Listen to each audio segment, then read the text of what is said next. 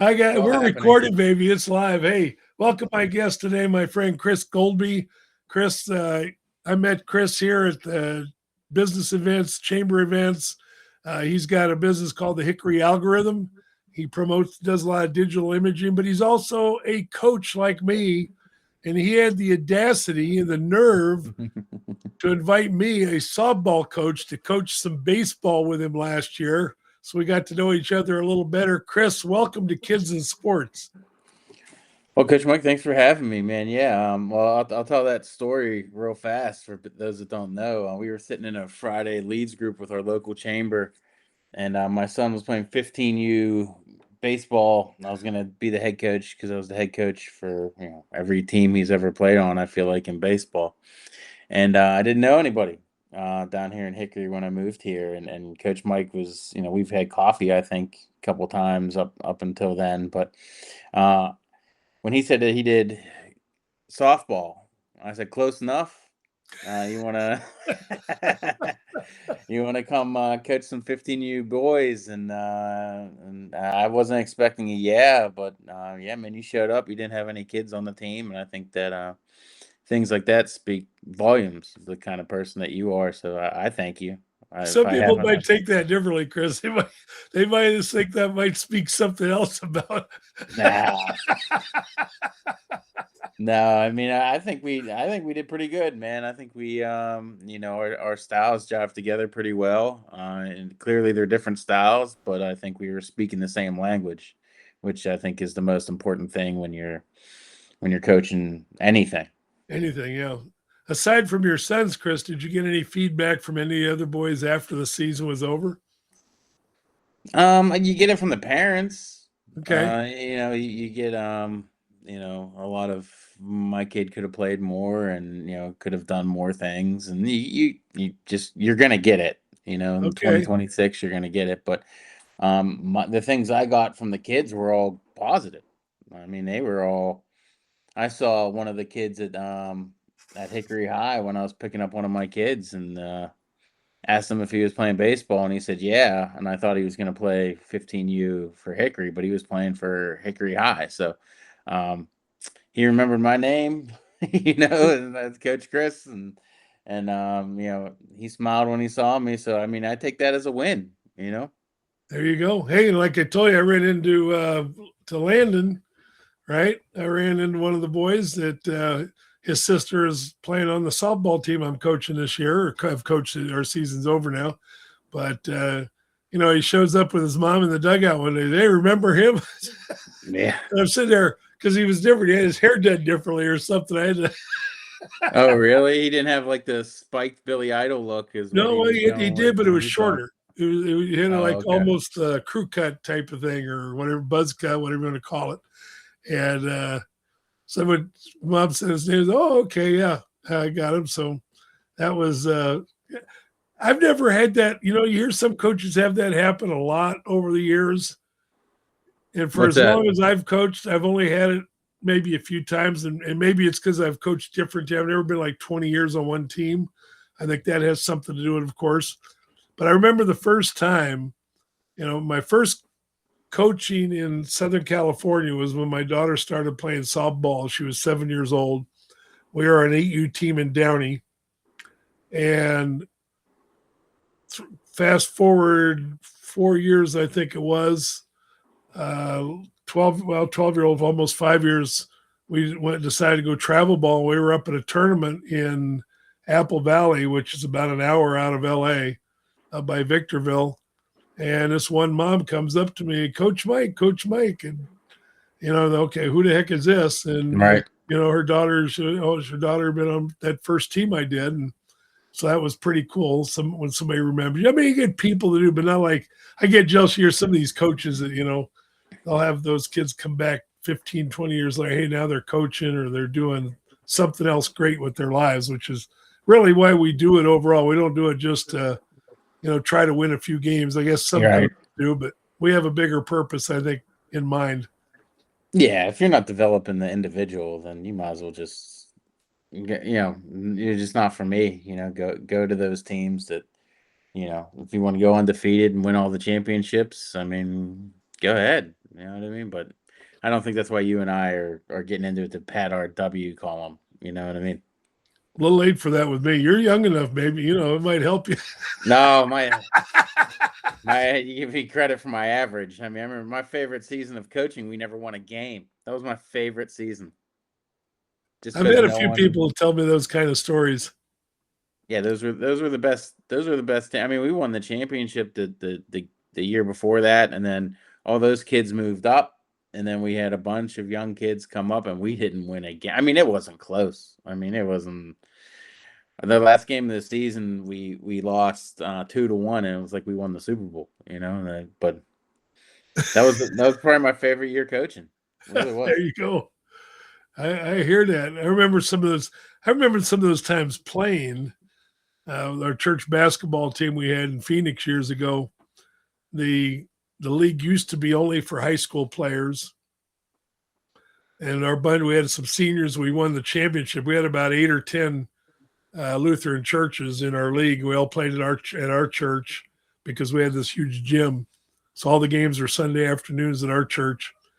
And the year we lost the seniors and stuff, it was like the next year I think I was the tallest player in the team at 5'11" or whatever. And most of our offense was me and my best friend Mark. I'd get the rebound and he'd be darting off on a fast break. And we were playing this one church, Messiah Lutheran, and they had a guy named Bruce was their big guy in the very. He was about 6'2", I think. Anyway, I turned around because our whole offense was me grabbing the ball and throwing to Mark because the other guys we had were, and I turned around throwing. All I see is this purple go up in front of me, and I nailed Bruce right in the face with the basketball. Oh. And I obviously didn't do it intentionally, and thank goodness he recognized that. So he actually, we had sort of a joint Luther League meeting that night, and he came back. He had a black eye, and Jeez. he said he wasn't real happy about it. He says, "I know he didn't mean to do that, but yeah, it didn't feel very good." So, but yeah, we didn't win. I don't think did we win a game that year. I don't remember. So. The dreams we had when we were younger, Oh, right, dude. Yeah. How long you been Yeah. coaching, Chris? Talk to me. Oh. You say you've been coaching your kids about 15 now, 16? Yeah, so my oldest is 17. I think we started. I mean, just sort of. I don't know if you call it t-ball coaching. It's more like you're herding sheep. You know what I mean? Or you're trying to get bees to go to a hive. It just doesn't really work out. Um, but yeah, so we did that probably since Jake was my oldest was probably about 6, and he's 17. So I mean, yeah, probably 10, 11 years, and that's basketball, or not basketball, baseball, football, and then I would help out in wrestling. So, almost all year round you're helping coach something. So that's what What we sport did you play in school? I played football and hockey. I played a lot of hockey. Not Didn't put any ice skates on. It was all foot. There was a couple leagues around Pittsburgh. There was 3 different like deck hockey leagues. But yeah, I was big into deck hockey. Played a lot on foot. Won a lot of championships. Had a lot of good times with my friends. But that team aspect is the best part of sports. I Okay. mean, it just is. But yeah, that was my background. How about you, Coach Mike? How long you been doing this for?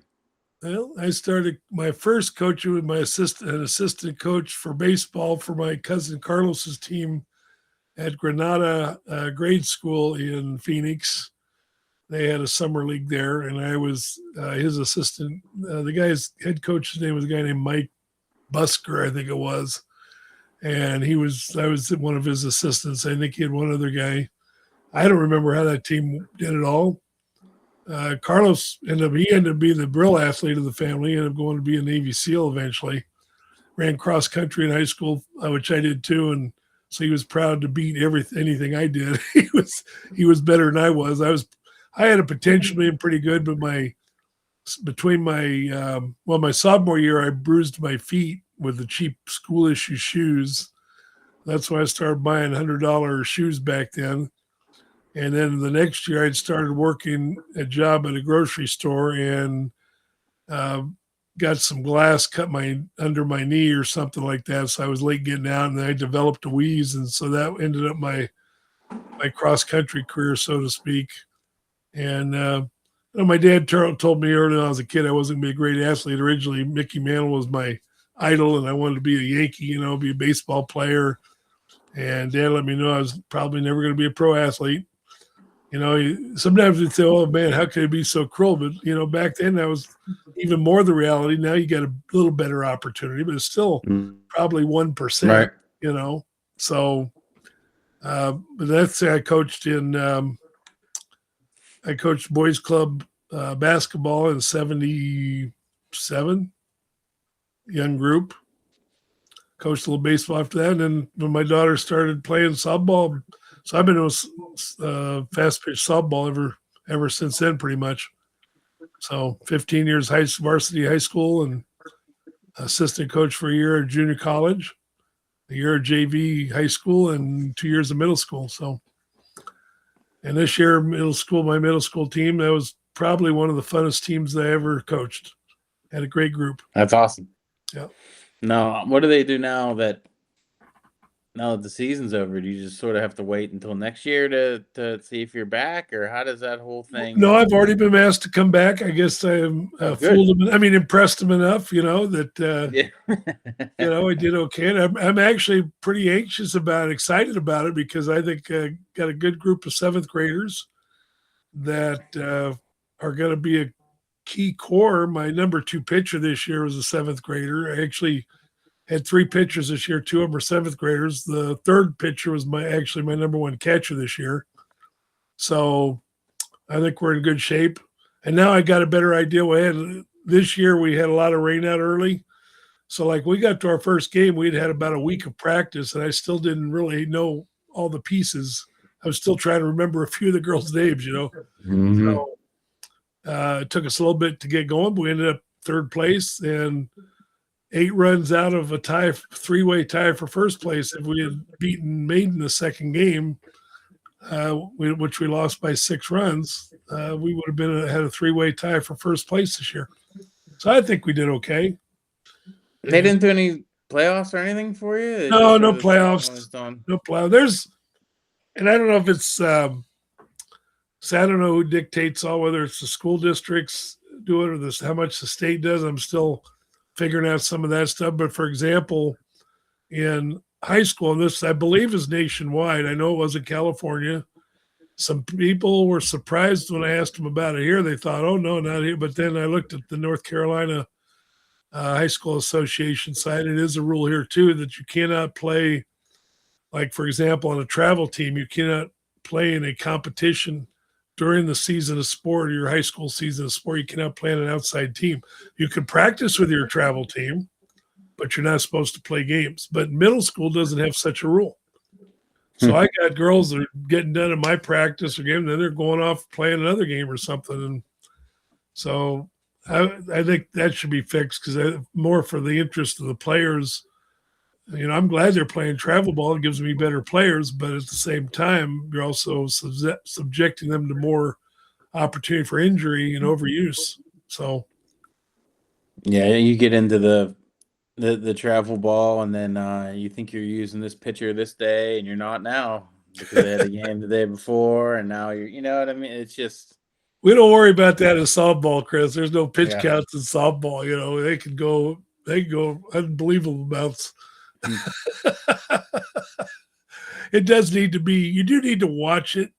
If your pitcher tells you, my arm's feeling tired, something like that, then you better sit her down. But generally, the softball motion is a friendlier motion to the arm or to the shoulder. I remember the first time my daughter had a whole bunch of pitch. Matter of fact, that little picture up in the corner. Let me share. For everybody out there that's new and everyone don't know Coach Mike, here's what got me coaching softball many years ago. That's number 26. As my daughter Jessica, she pitched for Santa Fe High in Southern California. There was a 3-year varsity pitcher. I was real proud of her. Um, but we went on this travel. The first travel team we had wasn't using her much, so we ended up going to another team where they were using her a whole bunch. We were in this weekend tournament. She threw 200 pitches on Saturday and 200 more on Sunday. Saturday was not an issue. Sunday, she gets to the point where she says, "Dad, my arms," or she told the coach her arm was tired. So he went ahead and took her out of the game. And I was okay. Then a little bit later, puts her back in. And I said, "What are you doing?" He said, "Oh, she says she's fine." I said, "She's 12 years old." Of course, she Right. wants to get back in there. But, it ended up not being a problem. We iced her arm. We got home. Never ended up being a problem. But, and, that was sort of an extreme one. But some people were, "Oh, I can't throw 100." Yeah, you can throw 100 pitches in a day without much problem in softball. Pretty common. Hmm. So, oh, he's thinking big time now. No, I'm not thinking. I'm just like, yeah, that's just thinking about all the pitch counts and all the kids you had to, yeah, just walking in and you have a game, you have a playoff game, you have something, and then a travel ball kid comes up and says, "Oh, my coach had me pitch 2 games this weekend and it's Monday." And you're like, "Great." Thanks a lot, coach. Yeah, right. Because they just tell you that those things, the worst thing for travel ball is those coaches act like everything besides what they're doing doesn't matter. Amen. I mean, Yep. that's the cardinal rule. Like that's what I worry when people ask me, "Hey, my kid wants to do travel ball," and it's like, well, the first thing that coach is going to tell you is everything else doesn't matter Right. because you're spending the money on it, and you already sort of start losing me a little bit. And this is coming from somebody that did travel ball for 2 years, and it just didn't make any sense. None of it made sense to me. Um, Not all the little Timmies are going to the MLB. It's just not. What's the percentage? Less than 1%. I mean, it's probably microscopic. But we treat them all like we have to give away our weekends, our vacations, so that way we can go to That is your Savannah, vacation. to go That to is your Savannah, vacation. yeah, go to Savannah, Georgia for a week while your kid sits on the bench for 3 games. It's like, what are we doing? But he had to go to practice every week and 3 times a week, and he had to do all these things. It's just, I'm not saying there's not good travel ball programs out there, but there are a lot of bad ones. Yeah. Well, you got there's a lot of things going on. We used to get complaints. And I remember one year in particular when we got to our high school league, our league ending meeting, and the couple of the coaches of the teams that were making playoffs really were teed off because, and I think one of them was a travel ball coach, but the girl wasn't on his team. But there were a couple of his pitchers come in, or a couple regular players too, had sore arms for their first playoff game is Tuesday, and Sunday the travel team had this 6-hour practice. Right. And like you said, most of the travel coaches don't care, and that's sad. And I think something else has changed. A friend of ours told me, her daughter's played soccer, and he said, "Oh no, it's only about the travel." Right. The travel is a major portion of it, but it used to be, and I'm going back probably 20, 25 years at the clinics or whatever, there was a college coach that actually got up there and said there was one kid they were thinking about recruiting, and the kid was playing travel, wouldn't play for a high school team. Why aren't you playing for your high school? "Oh, I'm too good for him." There you go. Ended that recruiting, but I guess that's changed now too. So I guess it depends on each coach as well. Yeah, I think it all comes down to their flavor. It all comes down, or if you or I were, scouting players and we got to pick who we're picking, we're probably looking straight into high school, right? Where you and I are probably like, show me the high school kids, show me the kids that are playing for their high school team, show me those guys first before going into these just wild travel leagues. I like what I try to share with some people is that there's a big difference between school and travel. Yes, you are gonna, if you want to get a college scholarship, travel is gonna give you the best chance of that in most in those sports. but there's a different pride for playing for your school team. At least that's the way I look at it. Yeah, you might go win a national championship with your travel team, and that's great. But the pride you get with your school, where because you got those kids that are never going to do travel with you, and they become your friends. And if you win something, or even if you don't win, but you go through that season together, it's a different relationship and everything. And I think there's a pride that if you just give up on your high school sports, you're missing out on that. I agree with you. Yeah, that's well said. I just think that I agree with you. You should definitely be doing your high school sports, man. You really should. Especially because, I mean, that's your proximity, right? Like that's what you're there. Those are all the people you've probably grown up with. Those are all the people you've probably went to school with over time. That's about as close to community as you're gonna get are the kids that are in high school with you, you know? Yeah. These are the guys that are gonna be going out in the workforce together. You're gonna see each other around, you're gonna see each other. Like so when you guys win something together, it's gonna mean something. It's one thing to but that's sort of the way all sports are now, right? It's not there's no pride. It just comes down to how much you paying me and I'll come play for your team, you know? I haven't heard of a travel team having a 10-year reunion or 20-year reunion. Though I'm sure maybe a few of them do out there. What I think some parents don't realize, Chris, is that there's different levels of travel. Today, I don't know how many levels I would count. I haven't been involved now. Maybe I'll get a little more involved if I start watching some of the players that are playing on my school team. But I used to say there's three levels. There was the elite level, and in SoCal that was the Bat Busters. That was the um, Athletics. There were the Punishers. There was a group of teams that you could count on them always competing for the state title. Yeah. Then you had the second level of teams, and for like one of my daughters was on a team called the Sharks, and then later on a team called Showtime. We weren't one of those elite teams, but we could compete with them, and sometimes we did pretty well. Sometimes we got our butt kicked. But then there's a third level, and I used to think, there's a good place for that third level is for the kids that maybe weren't picked early. You know how it is. There's always that kid that doesn't get picked because maybe they Yeah. didn't develop earlier. So if they want to go through and use that to develop some players, but also recognize some parents need to recognize your kid may never make it up there still. And now you're paying, like you said, a lot more money. And we had two different times. We had girls that were our fifth pitcher on our one team, and their dads decided to go to another team. One dad started his own team. There you go. I think he found out real quick why his daughter was our fifth pitcher, not one of our top three or four. But sometimes it takes it harder to find out. Yeah, and it's funny you talk about those three tiers. You know, I think in PA it was just an A, B, C kind of like elite level. Whenever you do a tournament, it would be arguing this is an A level tournament, this is a B level tournament, this is a C level tournament. But the problem is that you have we call them trophy chasers, right? You just going back to the travel mentality just win trophies because that tells everybody how good you are, right? Yeah. You would have A teams playing C League tournaments and no one would say anything about it.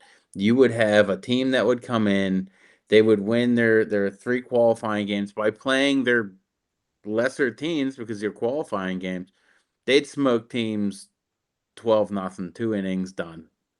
There would only be 6 teams in a tournament and they would just go in and smoke everybody. I mean, one team won a C level tournament and they didn't allow a run.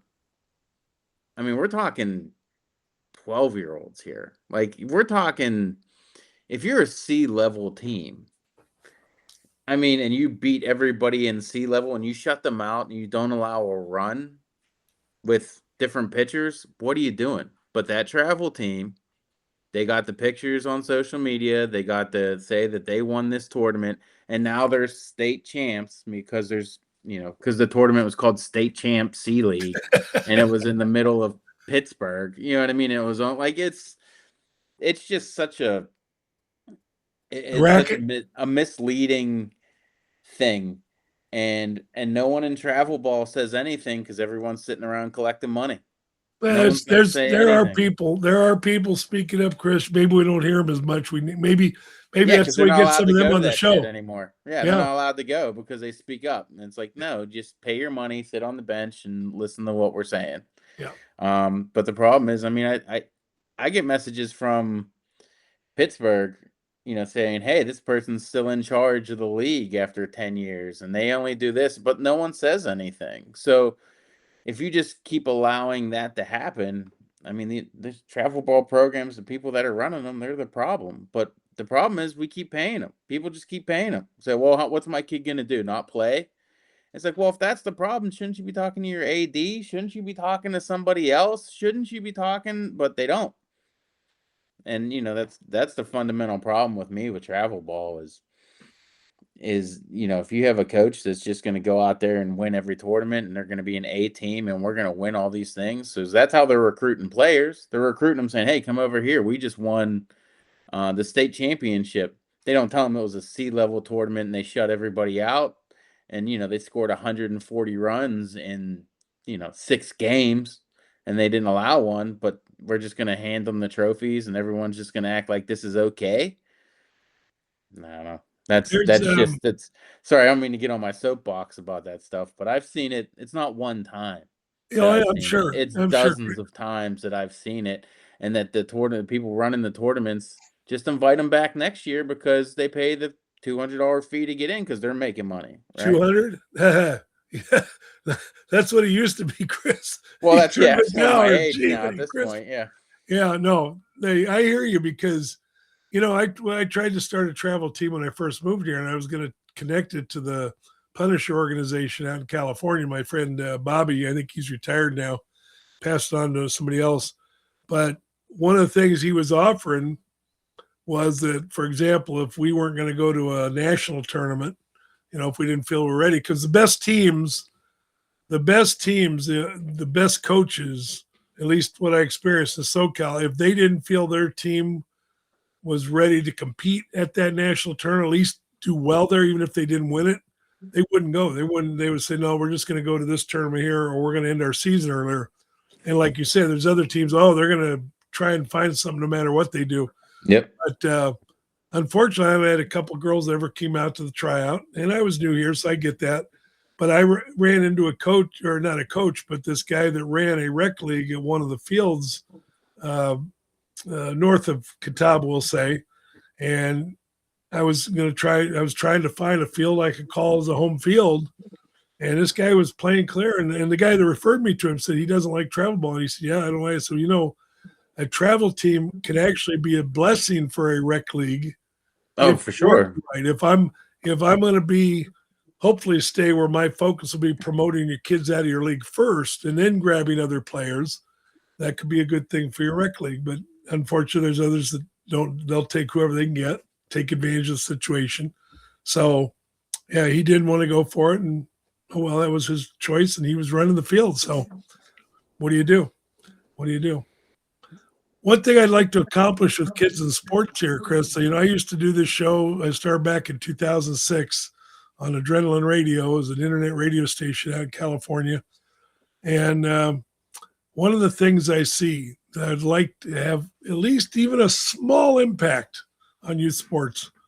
You go to different chat rooms, you go to Facebook or whatever, and the parents are arguing about the same things that parents argued about 20 years ago. You know, I mean, there's some details may be changed, but it's basically the same thing. They're complaining about the same stuff. They're complaining about that this other coach did this, or this parent, why is this parent this way, or whatever, and yet they never, like, sort of like you say with the playing who's playing in what tournaments, nobody ever rails them all to get them all together and say, hey, look, let's tone this down so we can make it better for the kids. Yeah, you're gonna have to pick one thing because there's a lot of things. So what's the one thing that really you say, like, the same thing sort of getting recycled around out there? What's one thing that you see out there that the parents keep harping about? Now you said that doesn't change, it hasn't changed in a long time. Do you think it's the calls? What do you think it is? What do you think that That's always a given. I think that's America's second favorite sport is bashing the umpires of whatever Oh, sport. armchair is the number one sports of America, man. I That's it. mean, you put a And keyboard in front of someone. I could complain about that, Chris, because like I said, I sort of felt that second game we lost when we lost to Maine the second time. I felt I won't blame the umpire for the loss, but he made a call that I felt contributed to that loss. Let's put it that way. I learned a long time ago. It was a college coach at one of the clinics said, "You never blame the umpire for your loss because if let's say if that umpire maybe he made a bad call, they're only human like we are." Right. And maybe he made a bad call. And that call cost you one run, but why didn't you score two runs? Why did you make a mistake that didn't get you another run? Why didn't you hit better or whatever?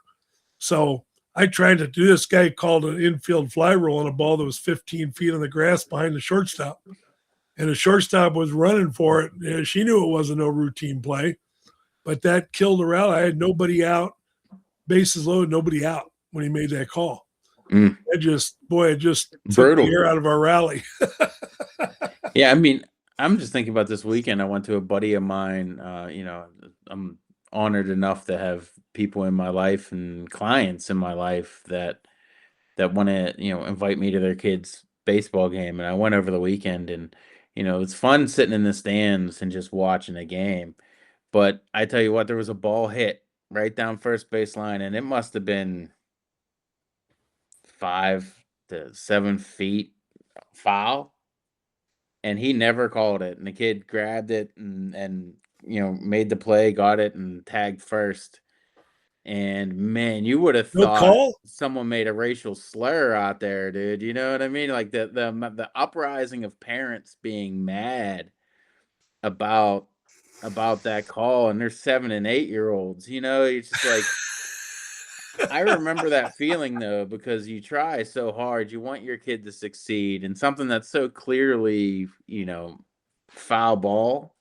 But at the same time, it's like, like why are we blowing blood vessels in our forehead over something like this? It just It was 12 and under, it's okay. Or middle school or high school, so 8 and under, yeah, come on.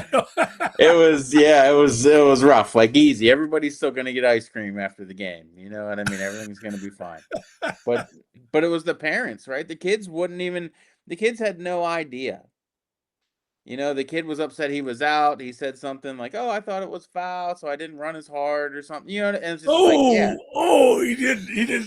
Oh, dude, it was a whole thing, right? And then the parents are yelling and they're yelling at the ump, and you're just like, guys, this isn't the end of the world. He's not going to not get a scholarship because that guy made a bad call. So, but I'm right there with you. The coach call or the calls can hurt, man. I mean, and it's taken me a lot because I'm a fiery cat sometimes, and I try not to react to everything. But man, there are calls where you just shake your head. But you got to realize, man, who else out those parents who, if I were running a league, I would make sure that every parent had to volunteer to ump one game.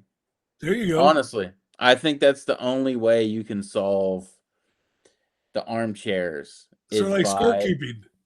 Yeah, well, not even score. No, scorekeeping is no, no, no, no, no. I want them out there. I want them out there making calls. Yeah, I no, but I want mean them. it's the same thing. You try to get people to Oh, keep score.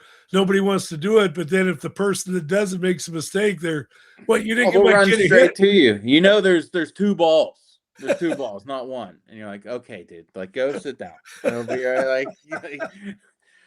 Yeah, it's just that I think that's what's really hindering youth sports is really us as parents. I mean, Yeah, we're just not letting kids be kids, and everything has to be perfectly set up for them to succeed, and that's sort of not what sports is about. Sports is about overcoming problems as a team and working towards a goal. It's just that. But if you're going to sit around and criticize every call somebody makes, I mean, you're only hurting the kids at that point. yeah, yeah. It's. I pride myself a little because I've never gotten thrown out of any game that I've ever played or coached.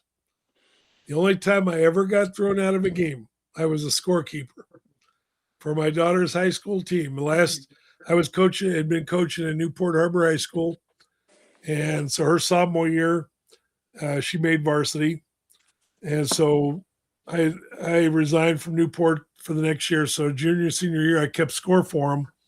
And we were in a tournament and we were playing it against La Mirada High School. Or maybe it was just a doubleheader. It was just a doubleheader. And there was the 70-year-old guy on the ump, and I'd had him before. He actually did a pretty decent job, but you could tell he was losing it. He wasn't obviously where he would have been 20, 30 years earlier. So both sides were getting on him actually because he blew a couple of calls that were very questionable. Not 7 feet foul, not that bad, but anyway, he came over to chew on our dugout, and I was sitting in the bleachers behind in that center group behind home plate. And I guess one of our other parents made a comment, and all I said, it looks to me like somebody's getting too picky or getting about that, getting a little picky here. And all of a sudden, the blue turns and he looks over at the group of parents we're sitting there, and he points at me. He says, "You're out of here." So I'm going behind our team's dugout. My daughter said, "Well, there goes your record, Dad." I got lucky because if you got thrown out of a game, you weren't supposed to be around for the next game. You had a one game penalty. So we had different umpires for the second game, so I was able to come back and keep score. Anyway, when I came back, one of the other kids' parents said, "Mike, I'm sorry. I think he meant to throw me out because he said what I said was a lot worse than what you said." But it is. There's a shortage of umpires, and people wonder why. Oh yeah, dude. Reason you don't want to go out there for all the abuse. You got better things you can do with your life. Right, man. That's you're out there thinking you're helping out the community, making a couple extra bucks. You know what I mean? And then it turns into just you watch those guys leave the field sometimes, and you're just like, I got to walk with them. I mean, I've walked some, especially the young kids, man. It's the young kids that are just, they might be doing high school baseball and they're just trying to, if they're rec league, they're just trying to make a couple extra bucks and, they're not in the rec league anymore. They're now in high school. They're just, but man, those kids they get crushed, man. Some of these kids get really get yelled at, man, by some of these parents, and good on them for being in high school. But that shocks me. I thought for sure you would have been thrown out of more games, No, Coach Mike. I'm been a pretty calm dude. I think I had a few parents over the years that thought I should have, that they were actually a little bit upset with me that I didn't push an issue and get thrown out. Yeah. But I said, well, the closest I came other than that, I'll tell you this. We were playing, when I was coaching at Western High School in Anaheim, we were playing Kennedy. And I never did beat Kennedy. I came close a couple times. Never could beat him. We had this one game, and I had we were on defense, and one of their batters come up, and she tried to bunt the first two pitches, and she put the bat out there, didn't pull it back. Umpire calls the ball, didn't call the strike. And I said, "Blue, what are you doing?" And finally, he turns around to me. He says, "I don't want to hear nothing more out of you." I said, "I'm fed up with you." I said, "Fed up with her? What did I do?" I said, "She offered it the bunt. Should be a strike." He said, "I'm just tired of this stuff. I'm not going to put up with the language you." I said, "What are you talking about?" I called time, went out, and I said, He said, "Well, you come in here cussing F this or F that, whatever it was." And I says, "I'm sorry, but you did not hear me saying that kind of language, and especially in front of the girls." And my assistant coach even told him, he said, "He doesn't even talk that way in practice." "Well, no, I know whatever, blah, blah, blah." Well, what it was is one of the other the girls on their team, I guess when she stomped on old Blake, came across and she, whatever reason, cussed up something. So the inning was over, and I'm going to the third base coach's box, and I told him, I says, "I want an apology from you before the end of this game because I did not talk that way. You did not hear me talk that way. I don't know what you heard, but it wasn't me." And I went down there. So after every pitch, if he called a strike, he's looking down to see if I'm going to respond. Chirp, yeah. And I didn't. I just stood there and I'd look. Finally, the seventh, we're going out to the field, the seventh inning. And he comes down and he says, "Mike, I apologize. I thought it was you." I says, "No, it wasn't me. I wouldn't do that." I've only ever had 2 or 3 close confrontations with umpires like that. And I don't think either one. I didn't get a warning. Now they have this thing where I guess they can confine you to the dugout, but so that's your next step before you get tossed. Before they Oh, didn't that's use your probation period. probation. Yeah. So, well, Chris, I know you got your connection. I want to get this promoted. I want to get a chat. My goal with Kids in Sports here, we want to get a chat thing. Hopefully, we'll do it here on Substack.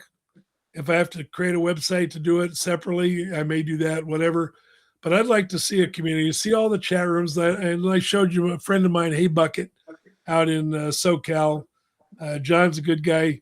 And they have all this, nice chat board, and you can talk about different subjects. And I'd like to have that there. And I'd like to have, I'm asking for paid subscribers.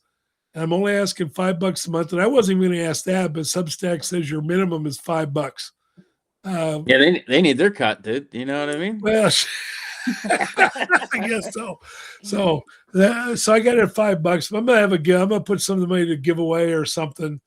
But the only reason I want to do the paid there, I don't mind making a little money, but not that. I want to keep bots out of there, because on Facebook you get these threads where they're just arguing the heck out of something. Half of the responses are Just AI or generated. Yeah. yeah, and so I want to eliminate that, but also try to create an atmosphere that would, let's help change the game a little bit from the standpoint. So everybody just tones the temperature down.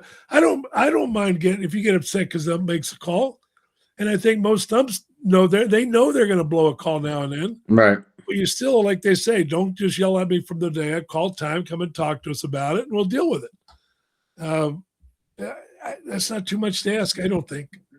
Yeah, and I don't think if I had to give a advice to any coach out there listening, is you're not going to change their mind either. Oh, Like you're just like that's so you arguing may just affect the next call, or the next game. right? And it's like I try to go. I don't want to say above and beyond, but try to go and learn the person's name, let them know, and if you disagree with something, just go talk to them. Don't throw a huge fit from the dugout. Like whenever you and I were coaching, we had a couple I'll say disagreements with the ump, but I mean I was the third base coach, so I got to walk past them and just sort of say, have a quick conversation like, hey, what did you see there? This is what I saw. And then, they'll just say, well, he got the ball early, or, he didn't hold on to it long enough before he dropped it, and I ended up letting him Whatever. play. Yeah. But it's like, if you just talk to them and not even just calling them out immediately, I mean, I think that's sort of, I always say kid gloves. Like you just put kid gloves on with them and you just sort of got to talk to them because that's how I want to be talked to. I don't want to, I'm going to mess up too. We're all going to mess up. But, if you just yell and scream and chirp at them, you're not going to get the next call. You're not going to get the call after that. You're just not going to get it because they never get another. Hey, yeah. I saw, if I can find it again, Chris, maybe I'll find it. Maybe it's on YouTube or Facebook somewhere. But not that long ago, somebody did a video where the coach made a call. Maybe a coach sent a runner and she got thrown out or something. And the umpire, all of a sudden, the umpire stops and comes out, Coach, what do you think you're doing? There's no way she would have made it home. Mama. Right. And the umpire just started yelling at the coach or, yelling at the parents or something like that. It was really funny. And I thought, sometimes we need to think about putting that shoe back on the other foot. One thing I learned a long time ago, I teach my girls, my catcher. I says, you got another job besides catching that ball. I says, you need to be the umpire's best friend. I says, no every umpire, they got everybody yelling at him. You're down there, you want him to call your strikes right. Nothing those umps will love more than a pretty girl comes out to me, hey, Blue, how you doing? Good to see you, and just treat them nice. And you'd be surprised sometimes you'll get the calls, Yeah, I even like, and I've told our catchers this when we were coaching together was, if you disagreed with the call, just wait till the inning's over. Whenever we're switching, we're going back, just ask them what they saw. And if it very much is going to be, hey, what'd you see on that, that ball 4, that last batter? They might just say high, like, or low, and they might not give you an answer at all. But at least they know that you're paying attention to. You know what I mean? At least you know that, okay, this kid's actually paying attention. He thought it was a strike. Not argue, not say too high, too low, but the ump more than likely is going to give you a one-word answer because he doesn't want to deal with it either. It's over and done with. But at least you're getting a rapport Getting with something. Blue, and at least asking the question too of what now. We've only had maybe 2 catchers that actually did do that, but I think that stuff goes a long way, man. I really do. I think it goes a long way to helping you coach, and also taking it out of your hands and letting it just sort of happen instead of trying to control everything else is probably the best advice I could give a coach. There you go. Chris, I'm going to leave you with one last story that I'm sure you'll love. There goes my voice a little. Years ago, my daughter's travel team, we were playing in a tournament somewhere, or a friendly might have been. Anyway, the umpire behind the play, his name was Joe, good guy. There was a ball that went foul, he called it foul, but it actually came back fair. But he already called it foul. Well, of course, the other coach complained. Yeah, right. And so he gives the runners the next base or whatever. And so our coach protested. Their coach, so he let it stand, let them get an extra base or whatever. When he came by the back, I say, Blue, I hate to tell you this. I says, you can't do that. Once you call a foul, it's a foul ball. I don't care if it's sitting in the pitcher circle. And no, we can overturn calls. I says, you can overturn most calls. That's one you cannot. And I already had the discussion, I guess, somebody higher up somewhere. But I wanted to follow up. I wrote all the way up to there's a guy named Merle Butler. I don't know if he's still alive. He's retired. He was the head of the umpires for ASA for the whole softball world, right? And he actually called. I think I got him on my show. I don't know if I can find the episode. I think he actually got on my show years ago. But he said, Mike, let me tell you, he says, I was up in a game the night before or whatever. And he says he blew a call like that. The ball stopped right on the line. And the coach come out and said, hey, that's a fair ball. And he says, you know what? Tomorrow night, if that happens again tonight, it'll be a fair ball. If it happens tomorrow, it'll be a fair ball. But right now, that was a foul ball. Because once you call foul, the defense stops. Yeah. You're just killing the whole thing. And so this Joe bet me on it. He said, I'll bet you on it.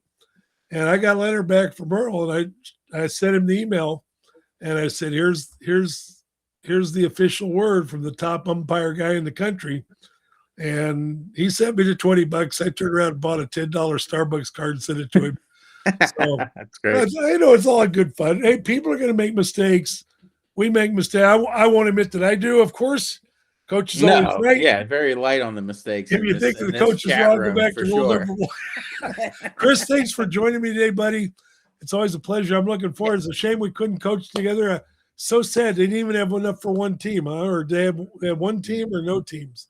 They didn't have one team, man. They had I think they said 6 kids sign up, and 2 of them were mine. I think that gives you too much power over the team there, Chris. Yeah, yeah, right. That made me the coach too. Yeah, right. Hey, everybody. Okay, thanks, Chris. Thanks for joining me, and we'll definitely catch you on another episode of Kids in Sports. Yep. Thanks, Coach Mike. See you, everybody.